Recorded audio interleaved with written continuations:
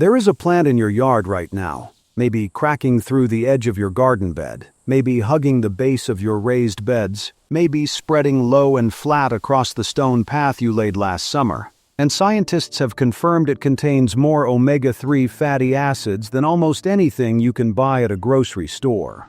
Not a supplement, not farmed salmon, not flaxseed oil in a brown glass bottle.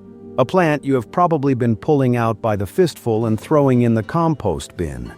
Here is what makes this worse. The people who study nutrition for a living have known about this for over 30 years. There is a 50-year study, 12,000 subjects, 7 countries. And this plant sits quietly at the center of the most surprising result in the entire data set. And there is a 2022 discovery out of Yale that rewrote what scientists thought was biologically possible in how plants grow and survive. The plant is Purslane. It is technically classified as a weed, and there is a very specific reason it got classified that way. A reason that has nothing to do with ecology or food safety, and everything to do with what can and cannot be controlled. We are going to walk through all of it today. The science, the history, the Cretan chickens, the herbicide economics, and most importantly, what you can actually do with this plant starting this week. Because if you have a yard, a garden bed, or even a crack in a patio, you probably already have it. Stay with me. There is a detail about 20 minutes in that changes the way the whole story lands.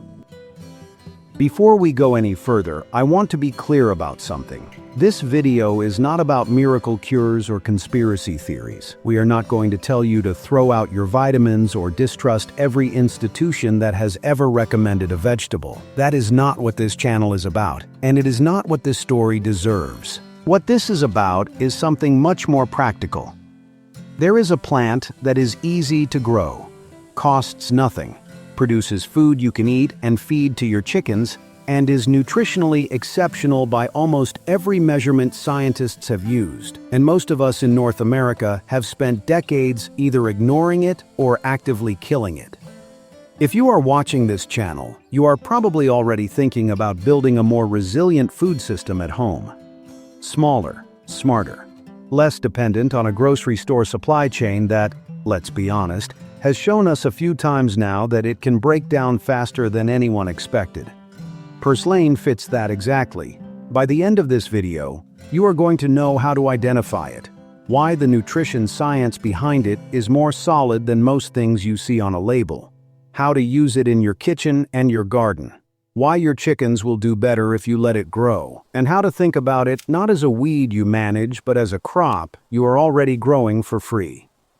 The big promise today is simple. By the time you finish watching, you will never look at your garden the same way again.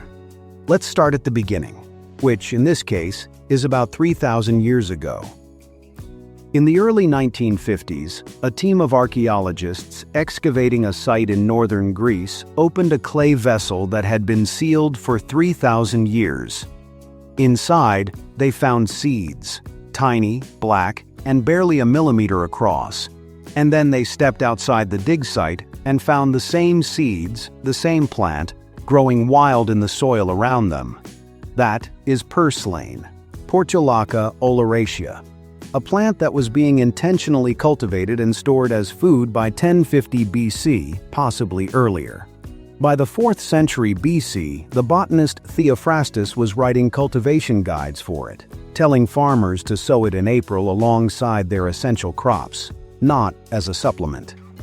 Alongside. That is the language of a staple. The Roman Empire moved it across 3 continents. Medieval Europeans ate it at nearly every meal. In 1288, a Milanese writer compiled a detailed list of everything consumed in the city. Purslane made the list, not as an oddity, as an everyday food. When European settlers arrived in Massachusetts in the 1670s and documented purslane growing in the region, they assumed they had brought it with them. It was a reasonable assumption. It had been cultivated in Europe for centuries. They were wrong. Seeds found in Ontario date to 1350 AD. Seeds found in Kentucky date to 800 BC. Native American communities in the Eastern Agricultural Complex had been cultivating purslane alongside sunflowers, squash, and goosefoot. The same plants they intentionally grew, tended, and saved seed from, for thousands of years before any Europeans set foot on the continent. Two completely separate food traditions on opposite sides of an ocean both arrived at the same conclusion. This plant is worth growing on purpose. That is not a coincidence. That is people observing what their bodies told them over generations. They did not have lab equipment. They had time and experience and the feedback of living on what they grew. The question a 1960s physiologist was going to spend 50 years trying to answer is, what did they actually know? In 1960, a physiologist named Ansel Keys launched what became one of the longest nutrition studies ever conducted. He tracked 12,763 men across 7 countries for 50 years: Japan, Finland, the United States, the Netherlands, Italy, Yugoslavia, and Greece, trying to understand why some populations almost never died from heart disease, while others were dying from it at epidemic rates. The results upended every assumption his team had going in. The farmers on the Greek island of Crete were eating diets where more than 35% of calories came from fat. According to every nutritional theory of the time, they should have been dropping from heart attacks. Instead, they had the lowest cardiovascular mortality rates Keys had ever measured. Lower than Japan. Lower than Finland. Lower than anywhere.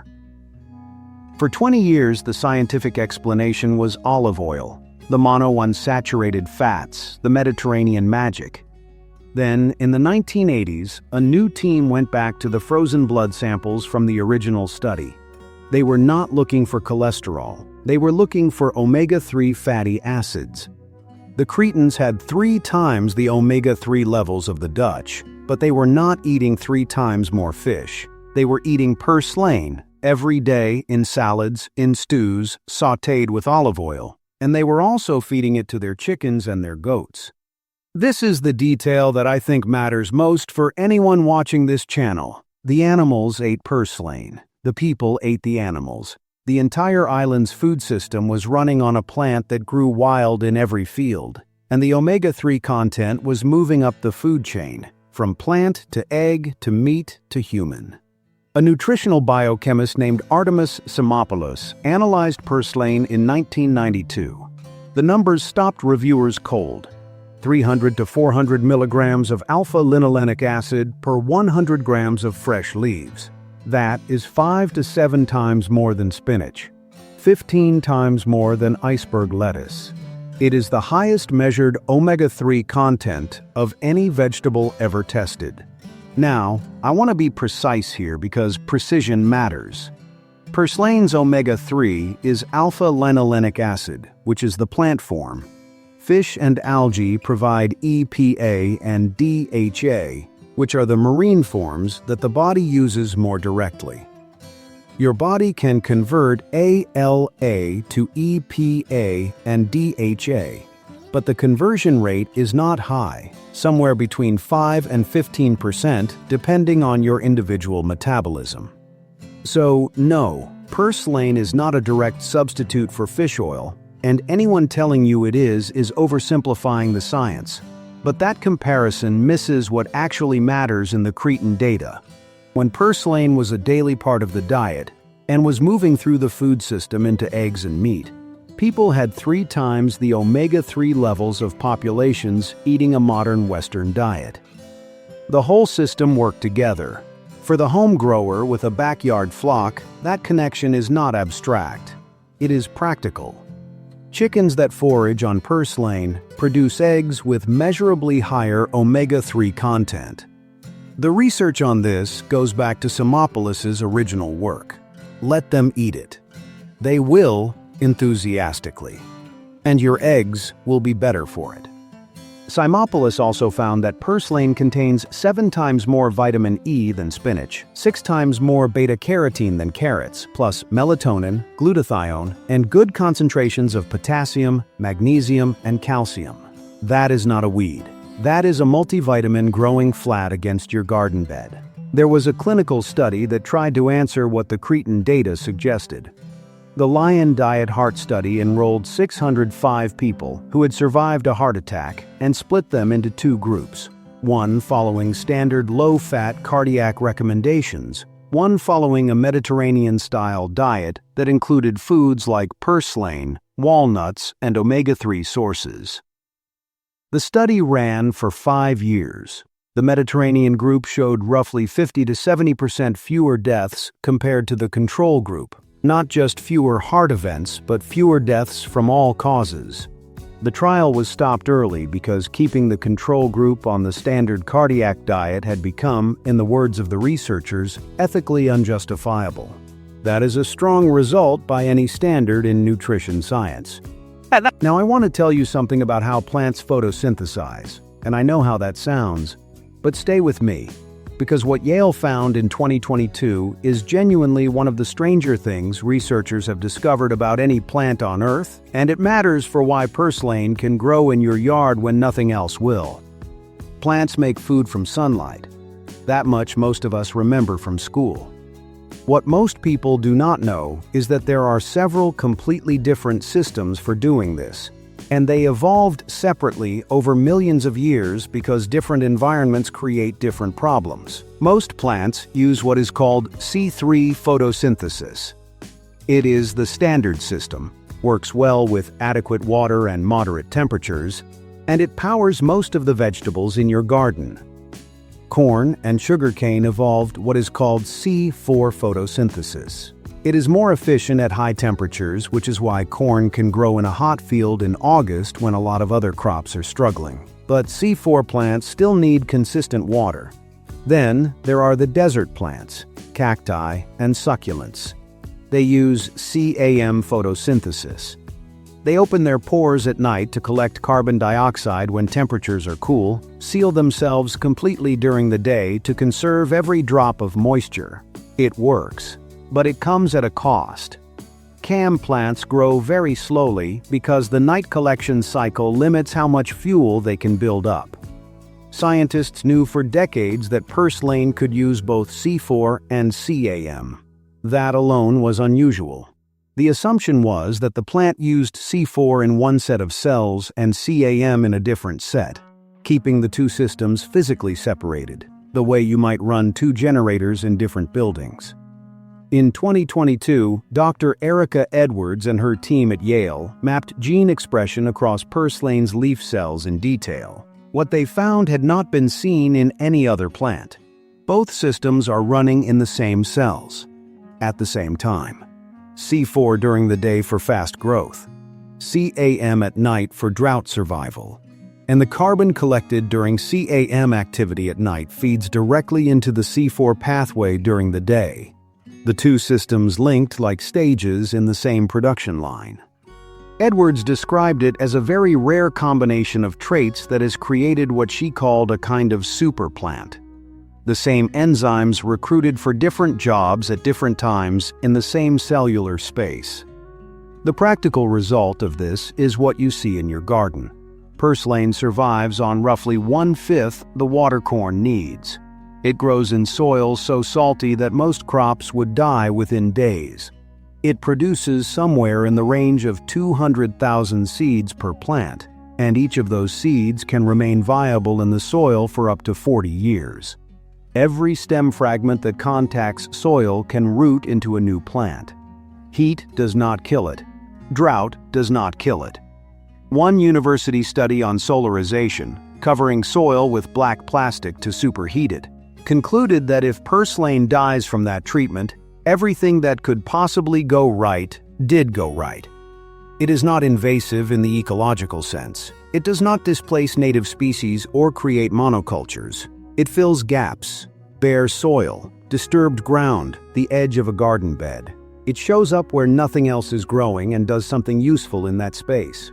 For a home grower thinking about food resilience, especially in a year where rainfall is uncertain, where a late frost wrecked half the starts, where the seed order came in wrong, A plant that is already growing in your yard, needs nothing from you, and produces food and forage all summer long deserves a different word than weed. Here is where the story gets uncomfortable. The global herbicide market was valued at roughly $40 billion in 2024. Major agricultural chemical companies sell products specifically formulated to kill purslane in lawns, gardens, and farm fields. There are homeowner guides published by agricultural extension offices with titles like Managing Purslane. Homeowner associations in many states include it on prohibited plant lists. The argument, when there is one, is that it competes with cultivated plants for water and nutrients. And in a dense row crop situation, where you are trying to get maximum yield from a monoculture, that is a real consideration. But that argument has been extended, with essentially zero pushback, into home gardens, lawns, and suburban yards where purslane is doing no structural damage to anything. The deeper economic reality is this: purslane cannot be controlled, you cannot patent it, you cannot genetically modify its seed coat to make it sterile so that farmers have to purchase new seed each season. It has been reproducing freely for 4,000 years, and it will continue reproducing no matter what the marketplace does. Every other major omega-3 source is a controlled market. Wild fish populations are under serious pressure. Farmed salmon requires industrial infrastructure. Flaxseed oil oxidizes quickly and does not last long on a shelf. Fish oil supplements cost $15 to $20 a bottle and need to be replaced regularly. Purslane grows for free in every climate zone where humans live. It produces more omega-3 per acre than any cultivated crop. It requires no inputs, no fertilizer, no irrigation in most climates. There is no version of that story that generates a profitable product line. I am not suggesting a coordinated campaign to deceive the public. Large systems rarely require conspiracy to produce a consistent outcome. The incentive to classify purslane as a pest, teach it as a weed, sell products to kill it, and never develop commercial interest in it does not require a meeting in a back room. It just requires that none of the industries involved had any financial reason to do otherwise. Half the world never forgot about purslane, because half the world was not absorbed into the same industrial food system that made forgetting economically convenient. India calls it kulfa, cooked in curries, stirred into lentil dishes. Greece calls it glistrida, sautéed with olive oil and lemon, the same way Cretans ate it in the diet that launched a 50-year scientific investigation. Mexico calls it verdolagas, braised with pork and chili, or sautéed with garlic and tomatillo.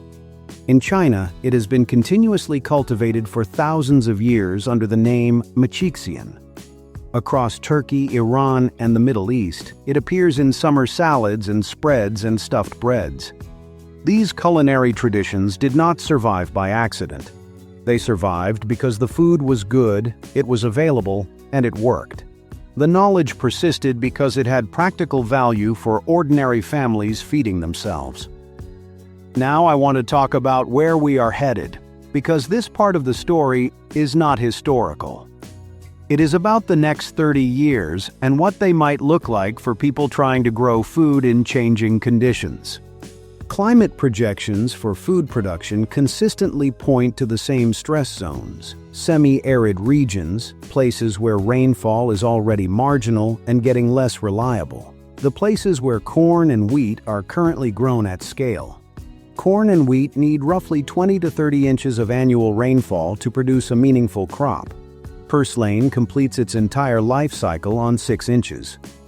Soybeans, the primary agricultural source of plant protein in North America, begin to shut down photosynthesis when temperatures exceed 95 degrees Fahrenheit.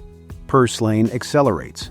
I am not suggesting that purslane is going to replace commodity agriculture or that you should rip out your tomatoes. But for a backyard grower trying to build something that produces food reliably across a summer that might be too wet or too dry or too hot, A plant that adapts automatically to all three of those conditions has a different value than almost anything else you could choose to grow. It also fits naturally into the kind of integrated yard system this channel spends a lot of time talking about: the loop between garden, chickens, kitchen, and compost. Purslane in the garden becomes forage when your chickens range. Chickens that eat purslane produce eggs with better nutrition. Purslane stems and trimmings that go through the compost cycle return nitrogen and organic matter to the beds. The beds grow more purslane. Nothing is wasted. Nothing has to be purchased. That loop, free food moving through a closed system, is what food resilience actually looks like at the yard scale. Not stockpiling, not radical self-sufficiency. Just a system that makes something useful out of what is already there. If you want to go deeper on how to build that kind of integrated garden system, which plants support which, how to read your soil, how to design a yard where things work together rather than competing. The companion planting work in Veggie Matchmakers covers a lot of the reasoning behind why certain plants belong next to each other and why some pest and nutrient problems solve themselves when you stop fighting the ecology of your yard and start working with it. Let's get practical. Purslane is easy to identify once you know what you are looking for, and once you see it, you will start noticing it everywhere. The stems are the first thing, thick, succulent, and red to reddish pink, sometimes fading to green toward the tips. They grow low and flat against the ground, spreading outward in a star pattern rather than climbing or standing upright. The leaves are small, smooth, and paddle-shaped, thick and slightly waxy on the surface, almost translucent when you hold one up to light. If you break a stem, it will be fleshy and moist inside. Juicy, almost. The flowers, when they appear, are tiny and yellow. 5 petals, usually tucked right where the leaf meets the stem. They open on warm, sunny mornings and close by afternoon. The seeds that follow are contained in a small capsule that splits open cleanly when ripe. Nothing toxic grows in the same low-spreading, thick-stemmed, red-stemmed pattern. But if you are ever uncertain about identification in your specific region, check with a local foraging guide, your county extension, or a trusted field guide before eating anything new. That is just sound practice. The best time to harvest is early, the first 4 to 6 weeks of growth, when the leaves are small and tender. Later in the season, the stems get tough and slightly mucilaginous, which works fine in cooking but is less pleasant raw.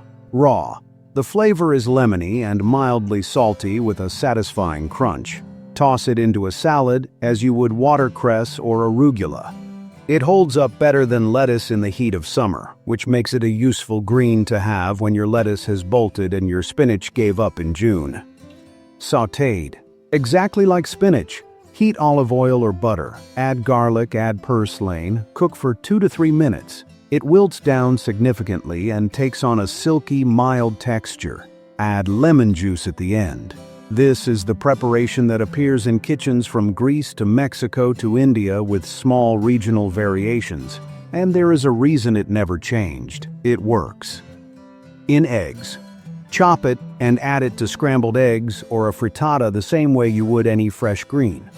The flavor softens beautifully with eggs, which makes it a natural pairing if you are already collecting from a backyard flock. Stewed.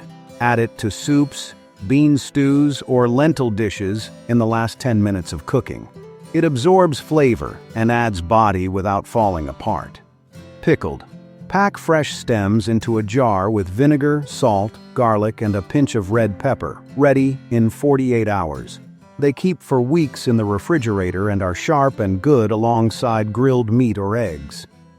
Dried. Spread on a screen or a dehydrator tray and dry at low heat.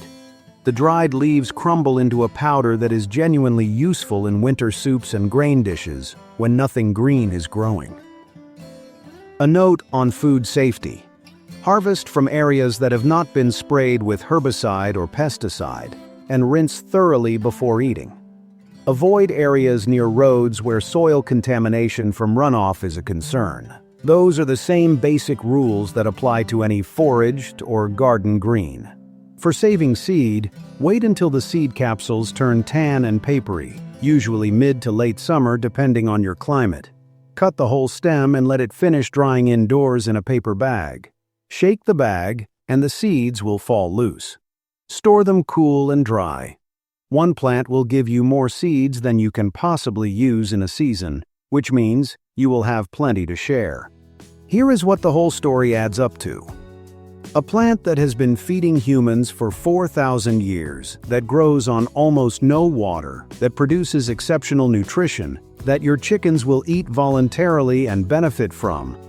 This plant is in your yard right now, classified as a weed, because no one found a way to make money from the fact that it grows for free. That is not a call to distrust everything. It is a call to pay attention to what is actually in your yard before you decide whether it belongs there. The Cretans did not have a nutritional analysis. They did not have a study. They had observation, tradition, and the cumulative knowledge of people who ate from their land for generations. They knew their chickens did better when they foraged on certain plants. They knew their families were healthy. They did not need a clinical trial to tell them that what they were already doing was working. You are in the same position. You have a yard. You have a garden. You may have a flock. You have a kitchen. The question is whether you are willing to look at what is already growing there and ask what it is before you decide to kill it. Resilience at the home scale is not about dramatic change. It is about small, intelligent decisions that compound over time. Letting purslane grow alongside your other garden plants instead of pulling it. Allowing your chickens to forage through the edges of the yard where it comes up freely. Harvesting a handful for dinner once a week through summer. Saving seed in August. Teaching your kids how to identify it. None of that costs anything. All of it builds something. Comment Purslane below if you found something in this video that changes how you see your yard, or if you are already growing it and want to share how you use it. I read every comment. If you want to go deeper on building a yard where everything works together, chickens, compost, garden beds, and all of it, the next video walks through how to design a backyard loop that actually closes. Food going in, compost coming out, soil getting better every season instead of worse. That is the video that pulls all of this together.